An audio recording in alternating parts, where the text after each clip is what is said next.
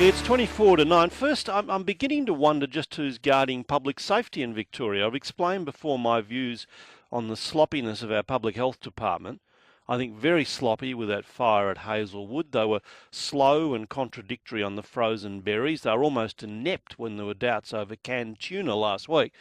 Now add to that potentially the EPA, work cover, CFA. Because what's happening out at Fiskville, the CFA training college, makes it seem nobody is doing much of a job protecting us.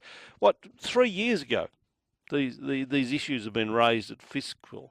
Problems about toxic chemicals that arguably have led to deaths.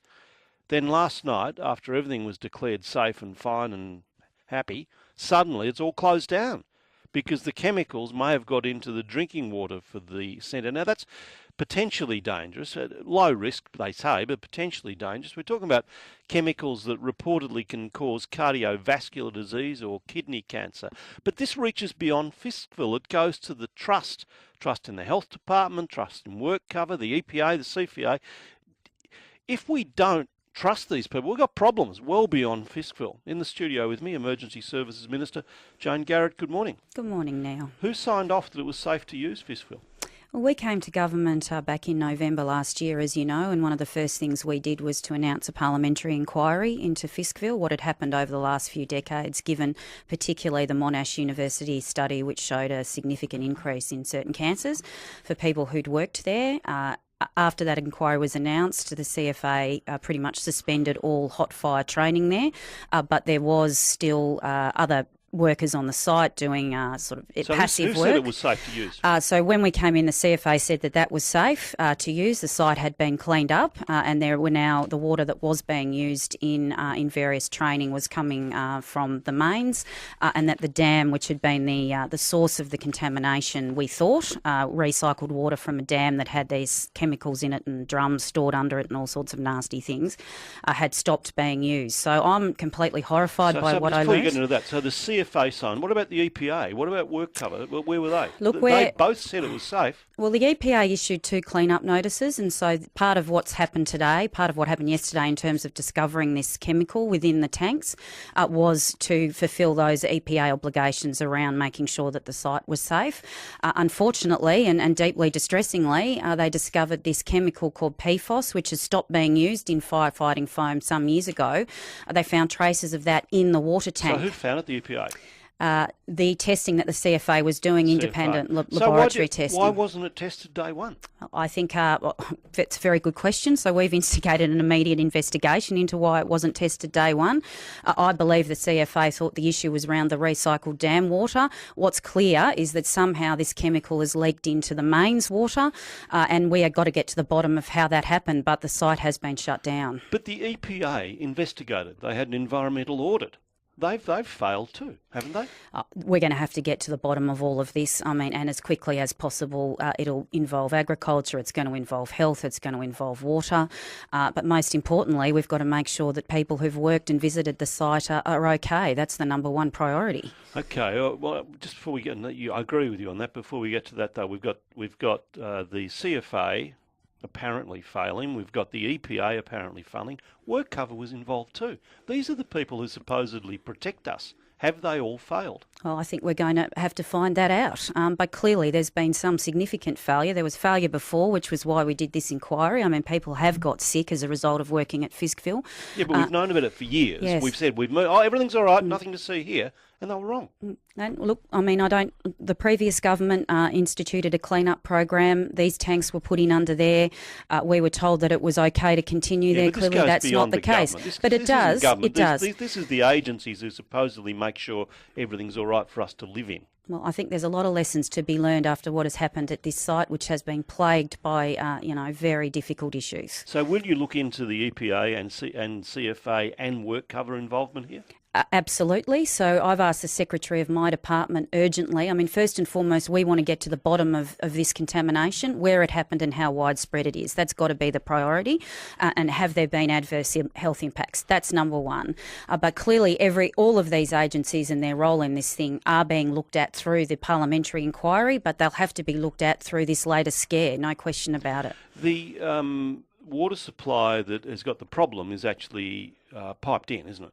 Absolutely. So is the water supply the local town's using, is that safe? It's exactly what Well, needs to be looked at. Well, they're testing now. I mean, this is... So what do I do in Fiskville? Do I drink water this morning or not? Absolutely not, no. So Fiskville, they're saying, I mean, they've got people off the site. There's no one on the site. Police were training there last night. They've all been removed. There's a couple of security guards. That's where it's at. Now, we're advised that there's a low risk, and the toxicology reports say very low risk with what they found in the water tanks, but clearly this is just a completely unacceptable situation. But where does this water go other than the site of the training? Well, it's exactly what we need to sort out. I mean, the view may be... Does it go into the local township? Does it go into private houses? We need to work out, or the authorities need to work out, is the source of this contamination on the grounds of Fiskville through a cracked pipe, or is it somewhere else? Now, one would assume it is at Fiskville, given the history, but clearly we need to rule out every possible option and make sure that people across this area are safe. Do we know, though, the water supply that supplies the Fiskville training ground, what else does it supply? Well, it supplies the local area, so it's, presumably out of the local reservoir. Again, I mean, this is what the Secretary has to sort out immediately. How widespread is this problem? Who is at risk?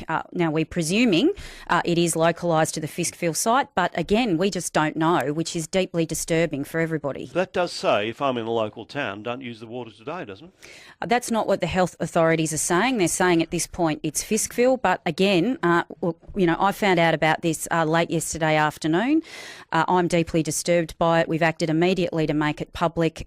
We've told staff, clearly people are off the site now. You can't imagine this site will ever operate again. And we need to get to the bottom of it to make sure not just Fiskville, but the local community is safe. How many people are we talking about could have been exposed to this problem? Again, it's very hard to quantify at this point. If the water, if it is in the mains pipes, well, it clearly is, and people have been drinking that water and showering in it. And it's been happening since 2012. It could be, hundreds and hundreds of people. If it's in the broader community, then we're talking in the thousands, but these are issues that we have to get to the bottom of straight away. Do you accept that the system has failed here? I think there's been huge failings around Fiskville. I've been saying this for a very long time. I am completely stunned that yet another contamination has occurred, and we've shut the site down, and we're just going to have to get to the bottom of it for everybody's well-being. What happens now? Well, what happens now is the testing is starting all over the place. So Fiskville and the like, we're having all of the authorities involved. The Secretary has been charged with that. We will get that information to people as quickly as possible. As I said, the risks as have been identified are very low, as best we know. But it is completely unacceptable that PFOS has been found in this water supply. The extent of it, its impact, clearly these are issues that those who work and train at Fiskville and those who are in the local community will demand answers to. What's local community? What are so they it's called? it's in Ballon. It's in the area, so it's up near Ballarat. And, there's a range of people who live and work in the area. There's a lot of people who love Fiskville. There's dozens and dozens of permanent employees here. They're clearly distressed, not just because of the health and safety impacts, but because of what their future may be. So Craig Lapsley, the Emergency Management Commissioner, is taking charge of making sure with respect to their employment that those issues are managed properly. There's clearly been a hotline set up for people regarding any health impacts that they're concerned about. We don't want people to panic because it does appear to be a low risk. But look, it's completely unacceptable now. So what are the towns that we should be worrying about or thinking about? Look, I think it's in that Ballon community. I'm not going to name any further until we've got that information. I do believe that it's at this stage people think it is localised to Fiskville and that there is a cracked pipe, but we will be keeping people informed. But until we're 100% sure, I wouldn't be drinking the water in Ballon or wherever else is supplied by this same facility, would you? Well, we'll be getting information to those communities as quickly as possible. But certainly the advice coming out was if you're at Fiskville, you shouldn't be drinking the water. At Fiskville or perhaps even local areas. We just don't know yet. 96900 693 13 13 32 and Mitchell at 3rw.com.au. Just another quick question. I notice you've banned credit cards at the CFA because of sort of misuse. But the volunteers are saying that they'll be out of pocket. They have to pay to refuel a tanker and that sort of thing. Is that fair? Look, the last thing we want is volunteers to be out of pocket. When we were in opposition, we, through FOI, found that there'd been widespread use of credit cards by senior management, including restaurants and the like, which was clearly unacceptable. Then, upon coming to government, I asked for further information, and there was some 800 credit cards out there in the CFA with significant charges on them. So we have cut those up and said that stops now. We've asked the CFA to come up with a better system. We clearly don't want people to be out of pocket. They are doing the credit cards were on until the end of the fire season. They're doing that work now. They'll come back to us with a better system.